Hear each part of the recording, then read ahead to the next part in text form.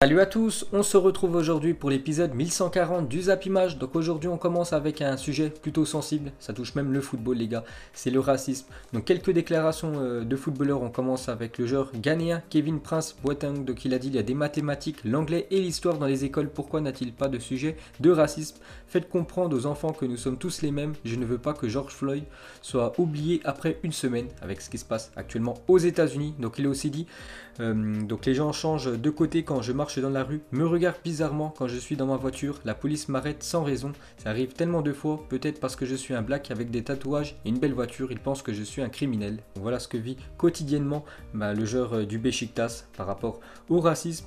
Donc son grand frère les gars, lui aussi a fait une déclaration, donc Jérôme il a dit aucun enfant dans le monde ne naît raciste, cela dépend toujours des parents et de ce qu'ils transmettent à leurs enfants. Dans les écoles aussi, il faut que la question du racisme soit intégrée dans les programmes, ce n'est que comme ça que nous avancerons. Donc voilà la déclaration des deux frères Boateng, et bien sûr moi je les soutiens à 100%. Cette fois-ci c'est Georges Weah, il a dit lorsque le racisme était à son apogée, Arsène Wenger a pris soin de moi comme son fils, il m'a appris que les gars noirs et blancs peuvent vivre ensemble. C'est une figure paternelle. Chaque fois que j'étais sur le terrain, j'étais prêt à me casser la tête, le visage et le cou pour gagner des matchs pour lui. Donc voilà la belle déclaration de Georges Weah sur l'ancien entraîneur des Gunners. Et pour finir avec ce sujet sensible, donc le racisme qui touche pas que le football les gars, ça touche tous les sports. Donc on va terminer avec Mario Balotelli, il a dit je n'ai rien contre les singes parce que je suis totalement sûr que les singes sont plus intelligents que les racistes. Donc voilà toutes les déclarations les gars de ces footballeurs envers le racisme, parce qu'actuellement les gars ça touche quand même beaucoup le monde du sport. Ensuite les gars on revient au football. Donc il y a 5 ans jour pour jour le Real Madrid annonçait officiellement le recrutement de Fede Valverde à Peñarol avant de le laisser en prêt au sein du club uruguayen en échange d'un chèque de 5 millions d'euros. La suite de l'histoire est connue et elle ne demande qu'à être remplie de succès. Donc il y a 5 ans jour pour jour Fede Valverde les gars quittait son équipe de Peñarol pour rejoindre le Real Madrid. Bon après il a été prêté encore une saison du côté de son club uruguayen et maintenant il est dans la meilleure équipe de la planète, l'équipe du Real Madrid, et il s'est imposé quand même. C'est un titulaire indiscutable, Fede Valverde, donc il a été acheté seulement 5 millions d'euros et je pense que maintenant il vaut 10 fois plus. Et pour finir avec le jeune uruguayen, donc une déclaration d'une légende de l'Uruguay, Diego Forlán, donc meilleur buteur de la Coupe du Monde 2010, il a dit Fede Valverde est en train de démontrer le joueur qu'il est. Il est très jeune, mais il a gagné l'amour des supporters madrilènes en démontrant son grand potentiel. Donc maintenant à lui, bien sûr, de continuer à être très bon avec l'équipe du Real. Ensuite les gars, on va parler d'un autre joueur merengue, donc Gareth Bale, et son agent, donc Jonathan Barnett, a fait une déclaration. Donc il a dit il a un style de vie très agréable, je ne vois probablement pas pourquoi il ne terminerait pas sa carrière à Madrid. Comme je l'ai toujours dit, il est heureux à Madrid, parce qu'on parle beaucoup de transferts, surtout de rumeurs qu'il pourrait quitter cette équipe du Real parce qu'il joue très peu, mais d'après son agent, il se plaît très bien à Madrid. N'oubliez pas que c'est quand même le plus gros salaire de l'équipe du Real Madrid. Et son contrat c'est jusqu'en 2022 et d'après son agent il terminera son contrat jusqu'en 2022 avec cette équipe merengue. Ensuite pour continuer avec l'équipe espagnole, donc depuis 2014 le Real Madrid a dépensé 311 millions d'euros pour des jeunes recrues. Regardez la liste des joueurs qui sont arrivés au Real ces 6 dernières années, donc il y en a beaucoup qui ont eu beaucoup de mal quand même à s'imposer dans cette équipe merengue. Il y en a quelques-uns qui ont réussi à s'imposer, dont Fede Valverde qu'on a parlé avant. Il y a aussi de temps en temps Vinicius Junior qu'on voit de temps en temps dans l'équipe première. Sinon il y a pas mal de joueurs actuellement qui sont prêtés. Donc voilà cette liste impressionnante des recrues du Real. Ensuite, une déclaration d'un ex-joueur du Real Madrid, il a dit le Real a recruté des jeunes joueurs avec beaucoup de qualités comme Militao, Vinicius Junior et Rodrigo. Il faut être patient, mais je crois que Militao et les autres s'imposeront au Real Madrid. C'est vrai que les jeunes cracks brésiliens, il y en a pas mal côté Real Madrid. Le problème, c'est qu'ils ont beaucoup de mal à s'imposer. Et d'après Ricardo Rocha, ancien joueur du Real Madrid, il faut laisser le temps à tous ces cracks pour vraiment qu'ils explosent. Et bien sûr qu'ils soient des titulaires indiscutables avec cette équipe merengue. Ensuite, cette saison, on continue avec le Real. Donc, le Real Madrid a marqué 8 de ses 49 buts en Liga grâce à ses remplaçants. C'est la seconde meilleure équipe dans ce domaine à égalité avec le Barça et la Real Sociedad derrière Retafe, 9 buts. Et pour finir avec le Real Madrid, donc le Paris Saint-Germain et Liverpool surveilleraient le crack du Real Madrid, Vinicius Junior, qui a actuellement 19 ans. C'est vrai que j'avais déjà entendu dans le passé la rumeur du côté du Paris Saint-Germain, qui était intéressé par le jeune brésilien Vinicius Junior. On peut voir aussi que Liverpool un œil sur lui. Ensuite on revient en France, on va parler de l'Olympique de Marseille. Donc ces derniers jours, ces dernières semaines, on a beaucoup entendu une rumeur du côté de l'OM par rapport à un rachat du club. Donc d'après la Provence, donc depuis plusieurs semaines, les rumeurs se multiplient autour d'une cession prochaine du club olympien. Une chose est sûre, le milliardaire saoudien ne fait pas partie des courtisans. Voilà, parce que cet investisseur saoudien, voilà, on entendait beaucoup de rumeurs qu'il devait reprendre et racheter l'équipe de l'Olympique de Marseille. Donc du coup, son clan, donc le clan Al-Walid, répond aux rumeurs sur le rachat de l'OM. Donc il n'y aura pas de rachat saoudien à l'Olympique de Marseille. L'entourage Al-Walid a affirmé qu'il n'aimait pas du tout le football et que même si l'OM était à vendre, Al-Walid ne l'achèterait pas. Donc d'après la Provence. Donc en gros, Marseille ne se fera pas racheter par cet investisseur saoudien. Il y en a beaucoup qui voyaient déjà dans l'équipe de Marseille dans les futures années des cracks du football, que l'OM allait avoir beaucoup d'argent. Et pour finir avec le club de Marseille, cette fois-ci c'est officiel, Aaron Camardin, 18 ans, signe son premier contrat professionnel avec l'équipe de Marseille. Donc félicitations à lui. Ensuite, Oracle, société américaine spécialisée dans la gestion de bases de données, négocie depuis plusieurs semaines avec le Paris Saint-Germain pour devenir le nouveau sponsor du club parisien. Donc on a une petite info sur le PSG qui pourra avoir un nouveau sponsor. Cette fois-ci, c'est une société américaine qui s'intéresse au PSG. Ensuite, on va parler de Harvey Elliott, ancien joueur de Fulham qui a été transféré l'été dernier du côté de Liverpool. Il est très jeune, je crois qu'il a seulement 17 ans, ce jeune anglais qui a signé son premier contrat professionnel à Liverpool, a refusé le Real Madrid parce que le Real le voulait.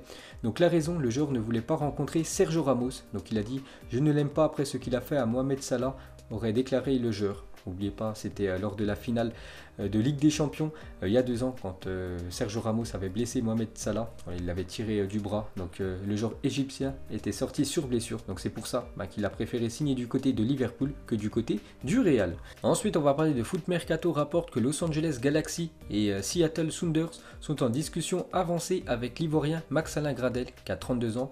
Donc l'ancien Stéphanois aurait un accord pour partir libre cet été suite à la relégation de son équipe de Toulouse. On peut voir qu'il pourrait aller du côté des États-Unis. Ensuite, d'après la Gazzetta italienne, Bonucci aurait fabriqué 19 000 masques personnalisés et se serait chargé de les livrer en personne à plusieurs entreprises.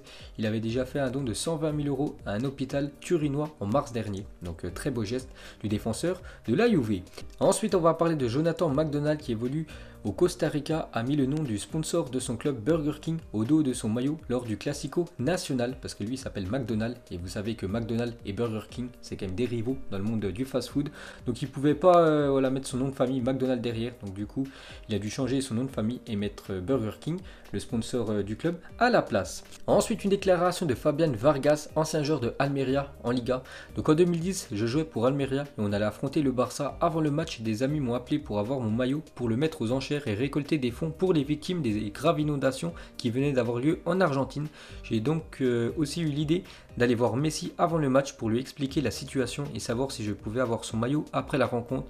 Mais comme on a perdu 8-0 et que j'étais en colère, j'ai oublié d'aller récupérer son maillot à la fin du match. Mais l'intendant d'Almeria s'est alors rapproché de moi dans le vestiaire et m'a dit que quelqu'un voulait me voir. Je suis donc sorti du vestiaire et j'ai vu Messi avec un petit sac. Il m'a dit « Tiens, voici des maillots pour ta collecte ». Je l'ai alors pris dans mes bras et remercié. Quand je suis retourné dans le vestiaire et que j'ai ouvert le sac, j'ai vu qu'il y avait aussi les maillots d'Iniesta, Piqué, Alves, Xavi et Puyol.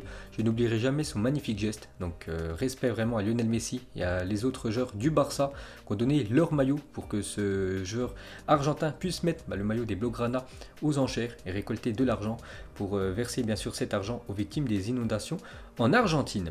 Ensuite, ces 2 dernières saisons, Neymar a perdu 57 matchs pour blessure. Cristiano Ronaldo pour toute sa carrière a perdu que 56 matchs pour blessure. L'un a 28 ans, l'autre a 35 ans.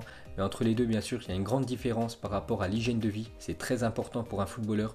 Donc on connaît bien sûr l'hygiène de vie de Cristiano Ronaldo qui s'alimente très bien, qui s'entraîne beaucoup au football, et Neymar c'est un peu plus compliqué, donc c'est pour ça tout simplement que le Brésilien est plus souvent blessé que le Portugais.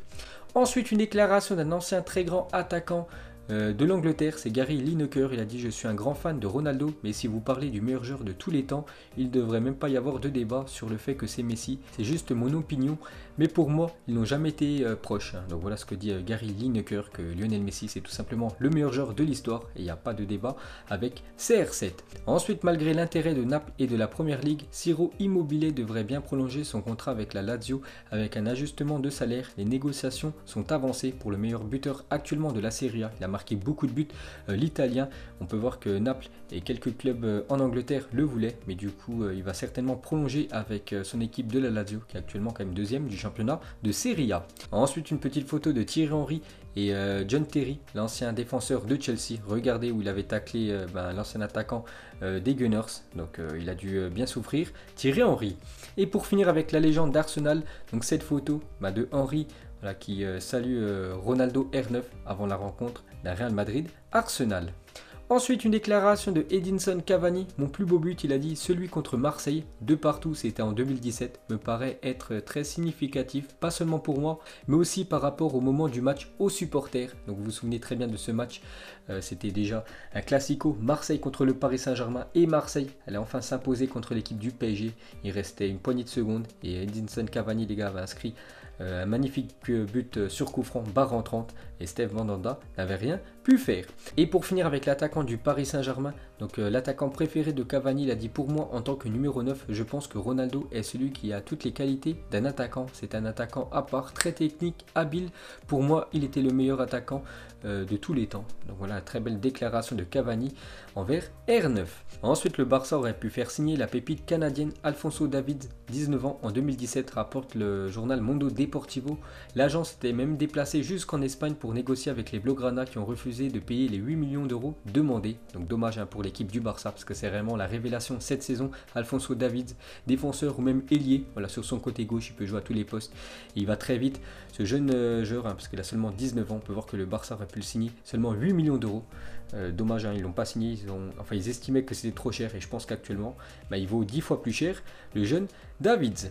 Ensuite, regardez le tatouage incroyable du capitaine de l'Islande, Aron Gunnarsson. Donc regardez ce tatouage incroyable, voilà, qui prend tout l'espace de son dos, avec bien sûr le drapeau de l'Islande en plein milieu. Ensuite, il y a 17 ans, jour pour jour, se jouait la première finale de Ligue des Champions entre deux équipes italiennes. Donc l'AC Milan jouait contre la Juventus dans cette finale de LDC.